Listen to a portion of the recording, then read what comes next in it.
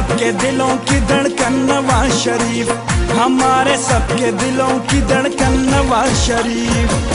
تمام صوبوں کو لایا ہے وہ قریب، تمام ان لوگوں کو منتخب کریں قومی اسمبلی پہ جن کا تجربہ ہو، جو کامیاب رہے ہوں۔ ایک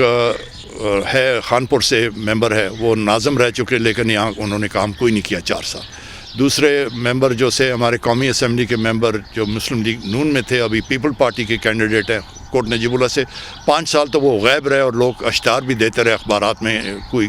مل جائے تو ہمیں بتا دیں،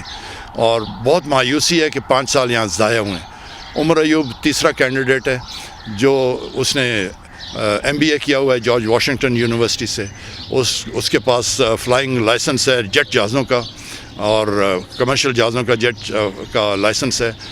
پیرا گلائڈنگ جو کرتا ہے 110 جمپس کیے ہیں 10,000 فٹ سے، اپنی انڈسٹری لگائی ہے۔ پہلی دفعہ الیکٹ ہوا ہے تو minister of state for finance بنا ہے، اور 3 بجٹ پاکستان کے اس نے جو ان سے ہیں وہ بھی اعلان کیا ان کا۔ اور جو صنعتی ادارے ہیں، فائنینشیل ادارے ہیں، ورلڈ بینک، IMF، ان کے ساتھ تمام اس کے جو ان سے تعلقات بھی ہیں آفیشلی جو تھے، اور علاقے میں ترقیاتی پروگرام جس طرح سوئی گیس، بجلی، یہ پروگرام جو ان سے اگر آپ دیکھیں تو کروڑوں روپے کے اس نے ادھر کیے ہیں، اور سامنے واضح ہیں غازی کی تمام سوئی گیس کے پروجیکٹس، غازی تک، خانپور کا پنچکٹھے کے سوئی گیس، 3 یونین کاؤنسل خانپور کی، ان میں 34 کروڑ روپے کا بجلی، ادھر ہری پور میں اندرونی سڑکیں جو ان سی ہے 2 کروڑ کے، خلاباٹ 4 کروڑ کے۔ تو یہ چند ایک جو پروجیکٹس ہیں ان کے سامنے، باقیوں کا کوئی ایسی چیز نہیں سامنے آتی۔ تو ہمیشہ کہتے ہیں، اگر آپ دیکھیں ایشین ٹائیگرز کا کہتے ہیں کہ وہ کامیاب کیوں ہوئے، اس لیے کامیاب ہوئے کہ کنٹینیوٹی تھی، وہ سلسلہ جاری تھا، وہ ٹوٹا نہیں۔ پاکستان میں بدقسمتی یہ ہوتی ہے کہ وہ سلسلہ ٹوٹ جاتا ہے، نئے آتے ہیں وہ اپنے پروگرام بناتے ہیں۔ اب جو سنگاپور کے وزیر اعظم تھے تو 19 سال وہ رہے، آج دیکھیں چھوٹا سا جزیرہ ہے سنگاپور، لیکن 19 سال میں انہوں نے اتنی ترقی کی ہے۔ یا باقی جو جس طرح کوریا ہوا، تھائی لینڈ ہوا، ملیشیا ہوا، سنگاپور ہوا اور انڈونیشیا ہوا، یہ بہت آگے نکل گئے ہمارے سے بہت پیچھے تھے، اس لیے کہ ہماری حکومتیں ہر 2.5 سال 3 سال بعد ٹوٹ جاتی تھی، وہ کڑی ختم ہو جاتی تھی۔ ایک وقت تھا ایوب خان کے وقت 60s میں، جب ہماری کرنسی پاکستان کی ہندوستان سے بہتر تھی، اسٹرانگر تھی، ایگریکلچرل ڈیولپمنٹ ہماری بہتر تھی، انڈسٹریل ڈیولپمنٹ اور گروتھ ہماری زیادہ تھی، اور ہر چیز میں آپ اندازہ لگائیں کہ آٹا جو ہے وہ 14 روپے من بکتا تھا، چینی جو ہے 1.5 روپے کلو بکتی تھی، سونا 123 روپے کلو تھا، تولا تھا، 123 روپے تولا سونا۔ اندازہ کریں کہ اس وقت اگر کسی کی 300 روپے تنخواہ ہے، تقریباً 2 تولے تو اس کو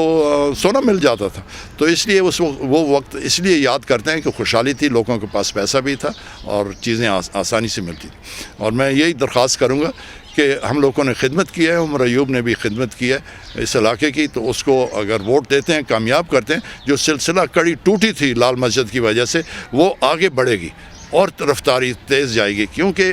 ڈیولپمنٹ فنڈز لینا بھی جو ان سے ہے وہ آسان نہیں ہے، وہ تعلقات سے ہوتے ہیں۔ ہر قومی اسمبلی کا ممبر برابر کا نہیں ہوتا، کس کے تعلقات وزیر اعظم کے ساتھ ہیں، کس کے ساتھ وزیر خارجہ کے ساتھ ہیں، کس کے ساتھ وزیر